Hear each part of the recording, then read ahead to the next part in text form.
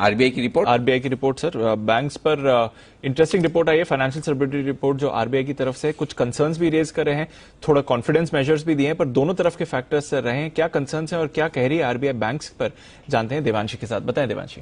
बिल्कुल दिपांशु, आप देखिए, सबसे पहले अगर पॉजिटिव बातें देखें तो आरबीआई का ये जरूर कहना है कि जिस तरह से हमने कोविड को फेस किया है बैंक्स ने, वो काफी बेहतरीन था और साथ ही अब कोविड का जो सबसे बुरा दौर है वो खत्म होता हुआ दिख रहा है, लेकिन अभी भी अनिश्चितता बाकी है, कायम है, तो इस पर आपको नजर रखनी है और इसका खतरा अभी भी बना हुआ है। साथ ही जो नए तरह का कोरोना आता हुआ दिख रहा है, इसके चलते आने वाले समय में थोड़ी सी चिंता बढ़ती हुई दिख सकती है। और 3 से 4 चीजें हैं जो उन्होंने हाईलाइट की हैं। सबसे पहले तो एनपीएस को लेके, इसके अलावा प्रोविजंस, कैपिटल एडिक्वेसी को लेकर और फाइनेंशियल मार्केट्स पर उनका फोकस है। सबसे पहले अगर एनपीएस की बात करें तो इनका ये कहना है कि जो बेस केस है उसमें अगर आप जो निजी बैंक्स हैं उनके अगर एनपीएस देखें तो उसमें भी बढ़ोतरी होती हुई दिखेगी। 7.5% था इस इंडस्ट्री का, लेकिन वो अब बढ़कर 13.5% बढ़ सकता है। लेकिन अगर माहौल थोड़ा सा ज्यादा गंभीर होता है, स्ट्रेस मैक्रोज होते हैं, तो 14.8% भी पहुंचते हुए दिख सकते हैं। ये आशंका बनती हुई दिख रही है।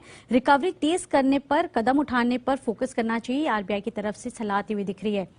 सरकारी बैंक्स पर आरबीआई का कहना है कि ऑलरेडी 9.7% के एनपीएस थे, वो अगर बेस केस देखें तो 16.2% हो सकते हैं, लेकिन अगर मैक्रो स्ट्रेस ज्यादा होता है तो 17.6% पर भी पहुंचते हुए दिख सकते हैं। यहां पे भी कलेक्शन एफिशिएंसी सुधारने की जरूरत है। और साथ ही अगर आप प्रोविजन कवरेज रेशियो देखें तो वो काफी ज्यादा सुधरता हुआ दिखा था, 66.2% से बढ़कर सितंबर 2020 में 72.4% पर होता हुआ दिखा था।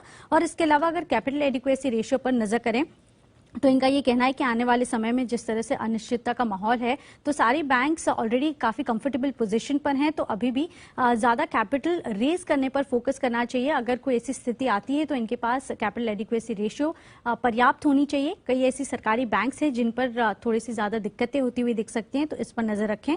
और जो सीईटी रेशियो वो 12.4% से घटकर 10.8% आ सकता है वर्स्ट केस सिनेरियो में भी।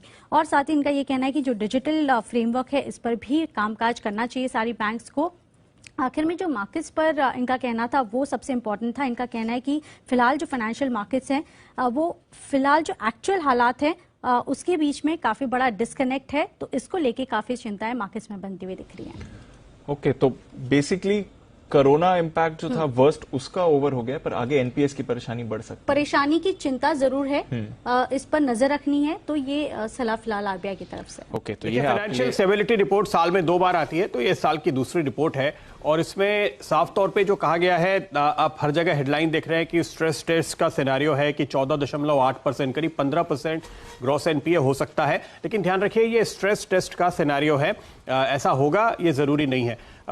इनफैक्ट अगर आप देखिए तो जब आरबीआई ये कह रहा है कि इंडस्ट्री और आम आदमी को मदद देने की जरूरत है, अभी जो रिकवरी शुरू हुई है, तो इस पर हमें ये सोचना चाहिए कि आरबीआई का एक जो एकोमोडेटिव स्टांस है वो बरकरार रहेगा और वो चाहेंगे कि सरकार भी मदद करती रहे। आरबीआई ने कहा है कि इस साल में सरकार की वित्तीय हालत बहुत खराब होगी। यह भी सभी को मालूम है कि काफी तेजी से घाटा बढ़ा है और बढ़ना ही है, क्योंकि कोरोना का असर हमने आते हुए देखा है। ये इस चालू वित्त वर्ष के बारे में कहा गया है, ध्यान रखिए अगले वित्त वर्ष के बारे में नहीं। अच्छी बात जो कही गई है वो ये कि बैंक्स का जो सबसे बुरा दौर था वो पूरा हो चुका है। अच्छा, एक बात अलार्मिंग है कि 4 बैंकों को पूंजी की कमी पड़ेगी, लेकिन आप देखिए तो पिछले साल भर में भी हमने यस बैंक का बेल आउट होते हुए देखा, हमने लक्ष्मी विलास बैंक का मर्जर होते हुए देखा और पूरे सेक्टर पे इसका कोई असर नहीं पड़ा। तो 3-4 बैंकों को और दिक्कत होगी तो वो और इक्विटी रेस कर रहे होंगे, ये मान करके आपको चलना चाहिए। 2-3 जो पॉइंटर्स बहुत ही मुझे अच्छे नजर आते हैं यहाँ पे, उस पर अगर आप नजर डालें तो बैंक्स तैयार हैं और आरबीआई ये कह रहा है कि आपको ये तैयारी थोड़ी और ज्यादा करनी है। तो किस तरह से तैयार हैं? तैयार इस तरह से हैं कि कैपिटल एडिक्वेसी रेशियो आप देखिए 6 महीने पहले 14.5 पे था, आज करीब करीब 16% पे पहुंच गया है। आरबीआई कह रहा है आपको अपनी कैपिटल बेस और बढ़ाना चाहिए।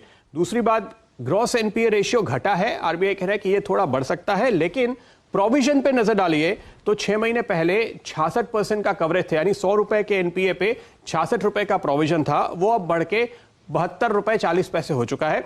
आरबीआई कह रहा है इसको थोड़ा और बढ़ाने की जरूरत है। तो एनपीए की प्रोविजनिंग बढ़ाते रहिए, फंड रेज करते रहिए, ये दरअसल मैसेज है जो आरबीआई ने बैंक्स को दिया है। एक बार बताइए, आप बहुत ही करीबी से बैंक निफ्टी को ट्रैक करते हैं, ओवरऑल इंपैक्ट इस रिपोर्ट का बैंक निफ्टी पर क्या पड़ेगा? तो बैंक निफ्टी पे बहुत सारी चीजों का असर पड़ता है और इनफैक्ट जो खबर हम कल जिसकी चर्चा कर रहे थे आरबीआई की ओर से, जो रिवर्स रेपो ऑक्शन की बात की गई है, उसका असर ज्यादा है, इस रिपोर्ट का असर ये आप थोड़ा सा लॉन्ग टर्म सिनेरियो से समझेंगे, और ज्यादातर एनालिस्ट ये कह रहे हैं कि इनफैक्ट वो इसमें यही पढ़ रहे हैं कि बैंक्स इस मुश्किल दौर में स्ट्रांग हुए हैं, बैंक्स ने अपनी जो प्रोविजनिंग बढ़ाई है और कैपिटल बेस बढ़ाया है, उसके चलते बाय ऑन डिप्स का उनका कॉन्फिडेंस जो बना हुआ है बैंकिंग सेक्टर पे ओवरऑल, वो पॉजिटिव रहेंगे कि वर्स्ट इज बिहाइंड अस।